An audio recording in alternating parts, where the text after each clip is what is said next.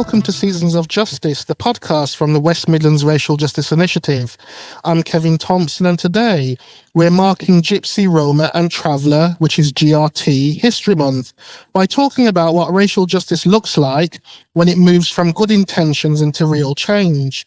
We'll be grounding the conversation in the 2026 theme, Onwards with Hope, and we'll be drawing on two evidence sources, the Gypsy, Roma and Traveller Friendly Church's findings, and the Traveller Movement's report to the UN Committee on the Elimination of Racial Discrimination, CERD.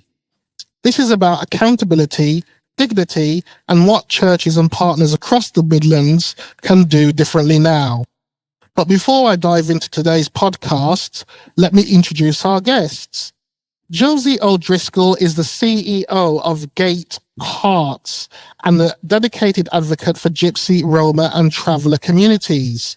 With many years of experience in community development, advocacy and equality work, she has led initiatives focused on improving access to services, tackling discrimination and amplifying community voices.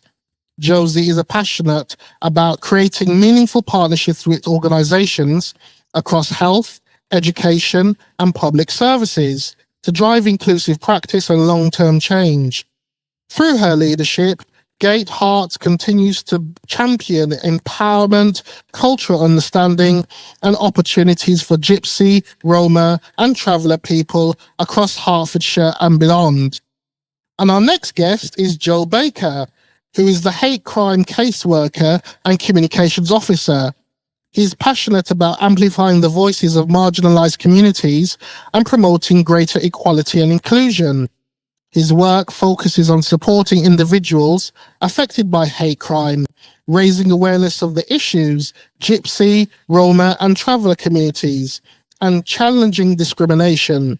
Joe is committed to addressing systemic inequalities and helping to create positive change. While recognizing that significant challenges remain, he remains optimistic about building a more just and equitable society for future generations. Joseph and Josie, welcome to the podcast. Thank you. Delighted to be here. You're welcome. Thank you for having us. You're welcome.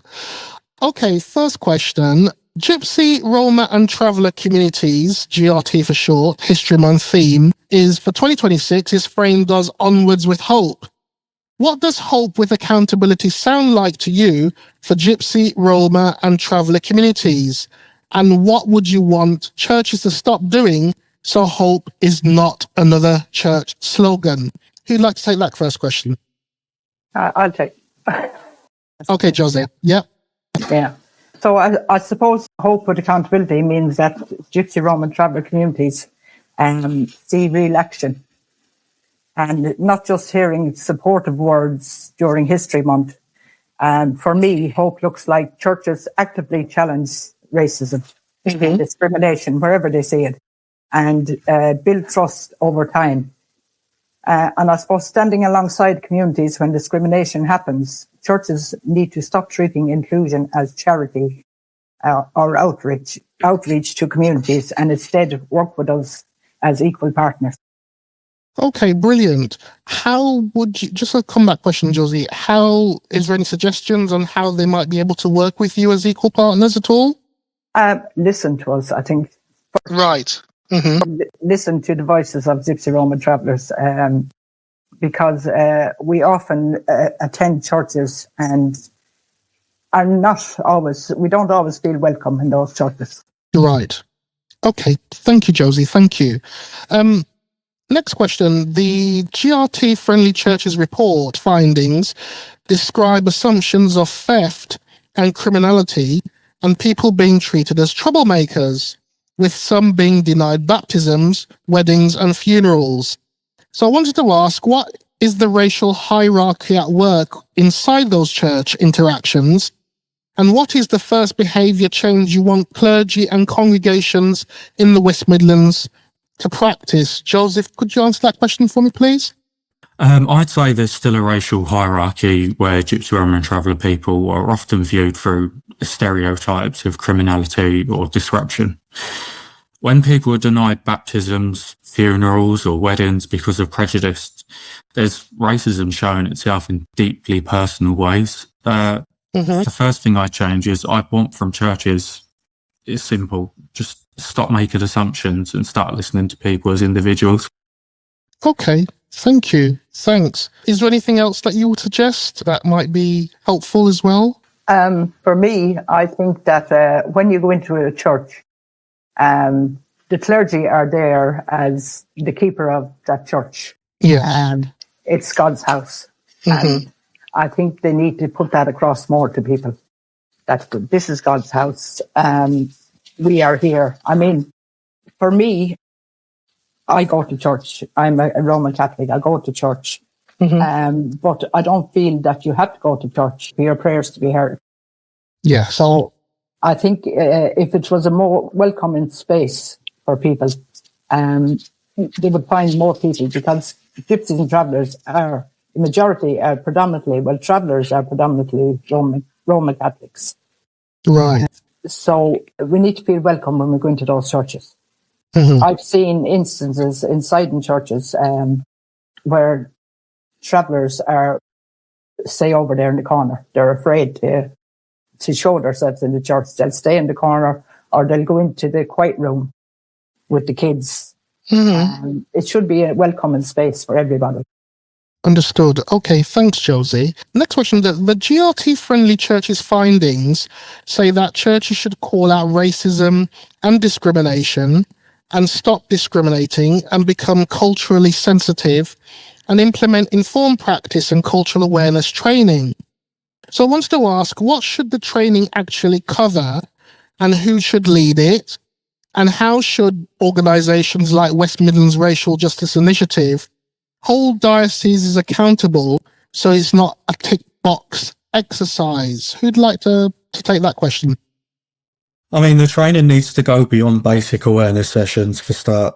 It should cover anti-Gypsy, Roma and Traveller racism, historical persecution, media stereotypes, unconscious bias, and the lived experiences of communities today. Most importantly, it should be led by Gypsy, Roma and Traveller voices themselves. I mean, there's Gypsy, Roma and Traveller organisations across England. There should be one for all dioceses to be able to get in contact with if they need someone to give them a helping hand in getting those voices in. And I'd also say accountability means measuring whether communities actually feel safer and more welcomed afterwards, and not just counting the attendance sheets. Not just counting the attendance sheets. Okay, thank you.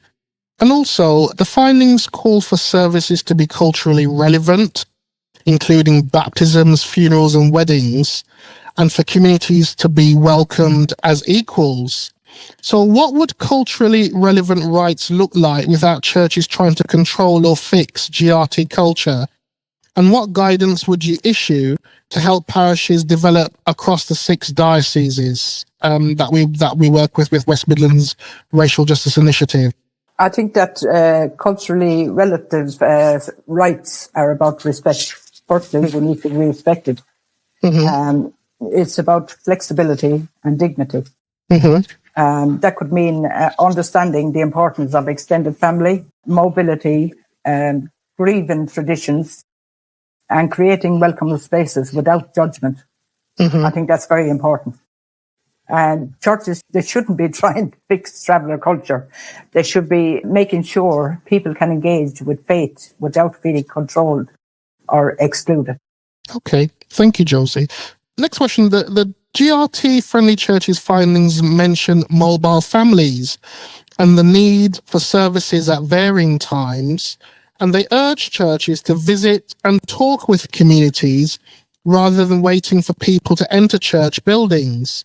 So what does genuine relationship building look like on the ground in the West Midlands? And what is a respectful outreach practice churches should avoid because it feels extractive? Who'd like to take that question? Yeah, I can. Yeah. Real relationship building means churches showing up consistently without an agenda, I'd say. Visiting sites and listening, attending community events, being present in moments of grief and celebration, as Josie said earlier. That builds trust over time. And what churches should avoid is extractive outreach, where communities feel like projects or photo opportunities or statistics rather than equal partners. Right, okay. Is there a lot of that where projects feel like photo opportunities and that sort of thing? Does a lot of that happen, do you think, or? For me, I've encountered a lot of mobile families that are gypsies and travellers on the road. Mm-hmm. Usually you have a parish. If you're settled, you have a parish. You can go to your parish priest. If you're on the road, you can't do that. You present to the nearest church. And I think there should be some flexibility with mobile families where the church says, okay, we want a child baptized. I haven't any affiliation to this church, Father, but I'm on the road and I haven't affiliation to any church at the moment. So could you baptize my child? Could you give my child Holy Communion? There should be some flexibility around that, because these people, they're moved from one camp to another. They could be in one place today and another place tomorrow. Mm-hmm. So they need the churches to understand this. Yes, we can teach our children the prayers, we can do that, but we need it done when we're in an area. We need to go in, get our children christened. We believe in getting our children christened at a young age. Mm-hmm. We don't like waiting until they're a bit older. So when we present to have our children christened, yes, we're practicing our faith, but it might be in your church. Brilliant. Okay, thank you. Do you have anything to add to that, Joseph, at all, or? Yeah, I was going to say, in regards to when I mentioned sometimes communities feeling like projects or photo opportunities or stats rather than equal partners, I find myself often that a lot of work done can be seen or felt like a tick box exercise, and it shouldn't be such a way. It should be a continuous project in a sense. If it is a project, it should be continued instead of just something to say that they actually marked working with Gypsy, Roma or Traveller people instead. Right, okay, thank you, thanks. Next question. The findings reference the 2019 General Synod motion about church bodies enabling land for gypsies and travellers. And they note that only about half of respondents would happily stay on church land, with around 20% being undecided. So what would a consent-based approach to church land and sanctuary stopping look like? And what commitments should dioceses make so land is offered with dignity and not conditionality? I feel a consent-based approach means communities must shape the conversation from the beginning, and not just be informed after decisions are made. I suppose if churches offered land or sanctuary stopping, it has to come with dignity, safety, water, toilets, and without conditions attached about behaviour, religion or participation. Right. I think hospitality should never become controlled. Okay, brilliant. Thank you. Thanks, Josie. Joseph, do you have anything to add to that at all, or? I would say if the land is offered, I feel like it should be offered with open arms, if that makes sense. And what I mean by offered with open arms, don't make it look like you're doing this big, massive favour. These people are wanting to come to the church or the area for whether it be celebrations or funerals. These people wouldn't have places to go to because across the country there's limited, and when I say limited, there's next to no transit sites, and the traditional nomadic lifestyle is basically put a stop to these days. So there's no way of being able to move around or being able to attend places of such or churches in the traditional way. Okay, thanks, Joseph. Thank you. The organisation, the Traveller Movement, produced a report for the Committee on the Elimination of Racial Discrimination, CERD, in 2024. And their submission is clear that ethnic data monitoring is a cornerstone of tackling discrimination, yet many public systems do not capture Gypsy, Roma, and Traveller categories consistently. And for example, the NHS data dictionary does not include these ethnicities. So what does data erasure do to accountability? And what should we be pushing for with local partners so the West Midlands institutions cannot keep saying we have no evidence? Yeah, so I think that data erasure allows institutions to deny responsibility. And if you don't record Gypsy, Roma and Traveller identities properly, then equality becomes invisible. It's invisible on paper, even when communities experience it daily. We should be pushing all local institutions, and especially health, education and criminal justice systems, to include consistent ethnic monitoring. So we have no evidence is no longer an excuse. Okay, thanks, Josie. Joel, do you want to chip in and make a comment about that as well? Yeah, just a little comment. Last year, us here at GATE Herts, we done a research project with the University of Worcester, and we found that within the NHS, for an example, Gypsy and Irish Traveller was merged together. Now, a lot of people don't understand that this GRT acronym is a group of different communities with different issues, and they face different issues. So, for an example, Irish travellers often deal with hemochromatosis quite a lot, whereas Roma Gypsies may suffer with other health issues. And if they're merged together under this one tick box, then they will not be able to understand the data. And again, back to where Josie says, where they say we have no evidence, they can make small adjustments to be able to have the evidence.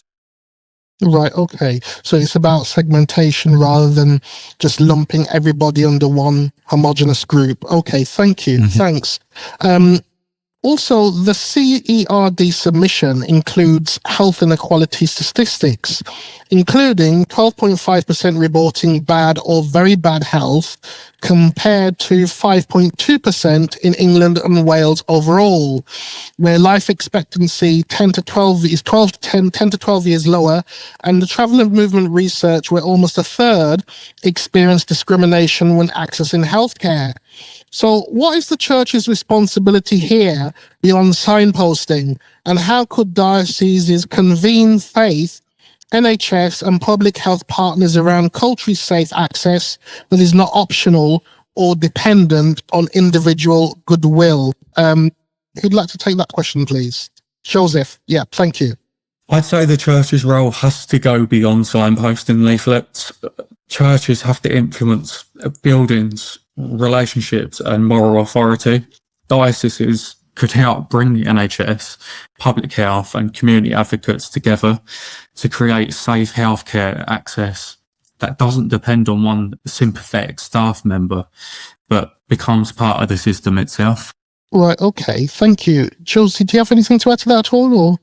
Yeah, definitely. The church has to be more than a signposter. They have plenty of influence out there, and I think they can be a bridge for people. They can bring people together. People respect the church and respect the first place they go is look for a priest if anything goes wrong. If somebody gets sick or straight to the priest, they will go. So I think the church needs to use this influence and be responsible for bringing people together and to be able to bridge these gaps. Okay, thank you. Thanks. And also the CERD submission calls for statutory framework. So racist bullying is monitored and reported centrally, and it discusses disproportionality in exclusions and pathways out of school. So what should churches connected to schools in the West Midlands do when GRT children are targeted? And what should organisations like West Midlands Racial Justice Initiative ask dioceses to change in their education relationships so schools are challenged rather than protected? Yeah, so I think that schools should be challenged around anti-GRT bullying. A lot of our children go through bullying in schools, and the church, especially church schools, but even around allocations, getting children into, if they're Roma Catholics, they might want their children to go to a Roma Catholic school. Now, there's a lot of criteria around how you get into that school, or a lot of waiting lists, especially for mobile gypsies and travellers. There should be some kind of a scheme where they take children in, if it's for 2 weeks, if it's for 3 weeks. So they're getting educated. They're getting that education, because I know that many years ago we had something called the green card. And if you were a mobile gypsy or traveller, you would present that green card at any school in the area, and they would take the kids in. So their education wasn't as disrupted as it may be if they weren't getting any education at all. I think some education is better than none. And churches need to be wary of that, especially in church schools. They can do it. They have the power to do it. Okay, thanks, Josie. The CERD submission also describes overrepresentation in the criminal justice system, including prison survey figures showing 5% of male prisoners and 7% of female prisoners reporting an Irish traveller background. And it points to the absence of Roma people in official monitoring. So what does justice look like when the state over-polices and under-protects? And what should dioceses' public stance be when anti-GRT targeting shows up in policing, courts, probation, or public discourse in the West Midlands? I'd say justice means communities being protected from racism instead of constantly being treated as suspects. This happens so often. When there's over-policing alongside under-protection, trust completely breaks down. The dioceses should be willing to publicly challenge anti-Gypsy, Roma and Traveller discrimination in policing, courts and public debates instead of remaining silent to avoid discomfort. Okay. Do you have anything to add, Josie, to that? Yes, David Lammy did a report not long ago. The disparity, I can't think of the name of it, sorry. But he found that he could have done a whole report on gypsies and travellers in prison.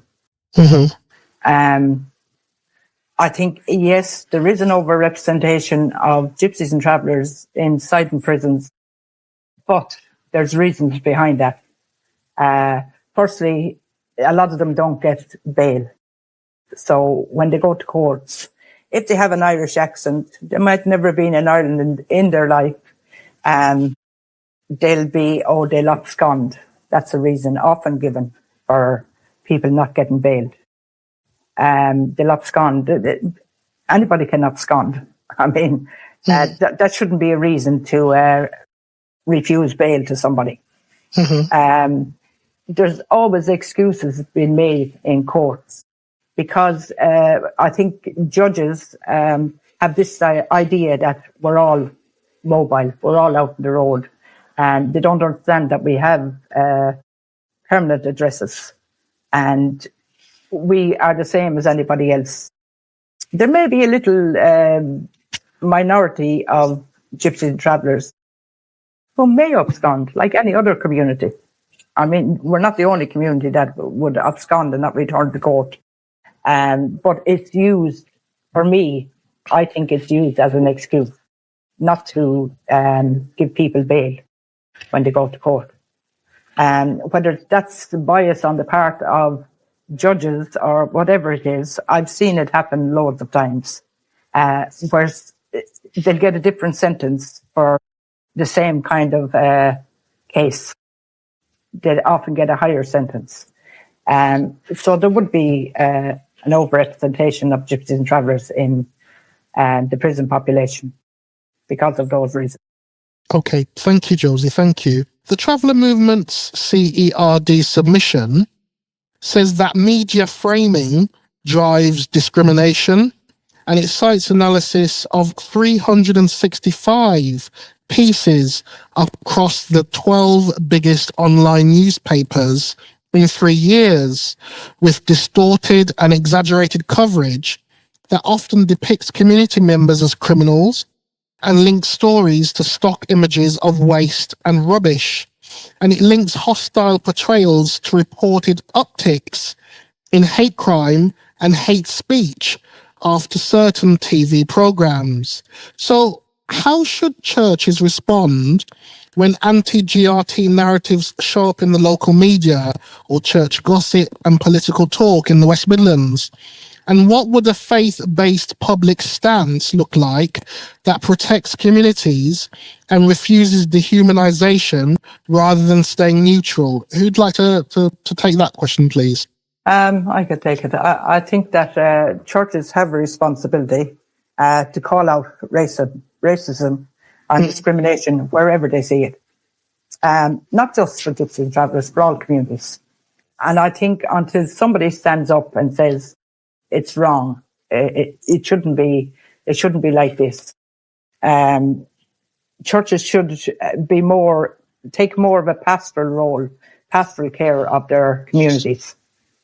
I think a lot of times gypsies and travellers, the only time they come into contact with the police is when there's enforcement. It's always around enforcement, whether that's moving you on from a camp or they're never seen as a victim. They're always mostly seen as perpetrators. But they are victimized every time they pull into a camp in a town. They're victimized because the local papers, it'll be up there, invasion, incursion, and it welcomes the pile on social media. When papers are putting out these headlines. So I think that media outlets have a big responsibility there as well. Because they're inciting hate in their publications. And they're allowing people think it's okay because the media can do it. Politicians can do it. Councillors can do it. So it's okay for us to do it. I think that anti-Gypsyism and Romaphobia, whatever it is, whatever we want to call it, anti-travellerism, is the last form of accepted racism in this country. Right, okay. Could you just explain what you mean by the last form of accepted racism in this country? Could you just come back on that? I will. There's the N-word, yeah? And everybody knows you cannot say the N-word. It's wrong and you shouldn't do it. We have a P-word for Indian people. Don't say that. That's wrong. You shouldn't say that. But you see it written in print every day. Pikey or Jippo or... and if it's not written, you'll see a pie and a key. You know, they'll put emojis in. Right. They're not afraid to do that. They're not. That's okay to do that because there's no comeback on them and there's no... they won't be held accountable for it. So it's still okay to do that against Gypsy Roma travellers. You wouldn't do it against other communities.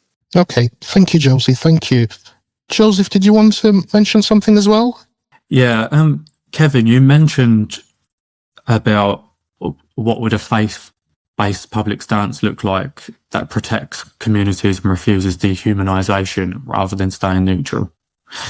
I'd say neutrality in the face of racism isn't neutrality. It protects harmful narratives.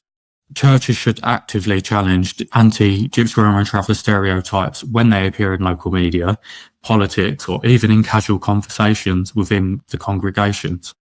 A faith-based response should centre dignity, humanity, and truth, rather than staying silent because the prejudice is socially accepted, as Josie said. Okay, thanks, Josie. Thank you. Finally, the CERD submission reports that 98% of Gypsy, Roma, and Irish traveller respondents experienced discrimination because of their ethnicity, yet 74% did not seek legal advice or advocacy. And it argues that with the current enforcement models places an undue burden on individuals with limited public funding and weak institutional enforcement. So what would it take to build real accountability pathways in the West Midlands so people can report harm and win remedies without carrying the entire risk alone? And what practice role could dioceses play in convening support and making access to justice a lived reality rather than a policy phrase? Who'd like to respond to that, please? Joseph? Yeah. Honestly, real accountability means people shouldn't have to carry the full emotional, financial and legal burden alone when facing discrimination.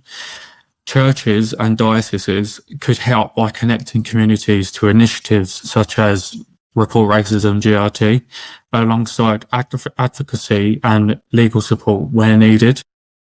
Access to justice must feel achievable, supportive and safe, not exhausting or out of reach. Okay, thank you, Joseph. Josie, did you want to mention anything? Yeah, I think there's a real burden on people, especially if it's a civil matter. We have the Equality Act, and people should be protected under the Equality Act. But to be honest, the Equality Act is not worth the paper it's written on, because if people can't afford to take a case to court, and where are they going to turn to? They can't get legal aid. 9 times out of 10, you won't get legal aid for a civil matter. You won't get it. So how are they going to finance this? And people just think to themselves, you know what, it's not worth my while. I'm going to be out of pocket. I probably haven't got the funds to do it anyway. So where do I turn? There should be the Human Rights Commission. They should take on more cases. The Equality and Human Rights Commission. I think they should take on more cases free of charge. Again, not just for gypsies and travellers, for all communities. Your human rights is your human rights. And if the Equality Act says one thing, but you can't get justice, you can't go to court and get justice, what good is the Equality Act? What good is it? It doesn't do anybody any good. It's lovely. It sounds lovely on paper, but when you try to navigate this Equality Act, try to bring a court case, you just can't do it. Okay, thank you, Josie. Thanks very much. And that's the end of our questions. And thanks very much to our guests, Josie Driscoll and Joe Baker, for talking about Gypsy, Roma and Traveller issues regarding racial justice during this GRT History Month. I'm Kevin Thompson, signing off from Seasons of Justice podcast. And we hope you'll join us again with our next podcast. Thank you and goodbye. Thanks.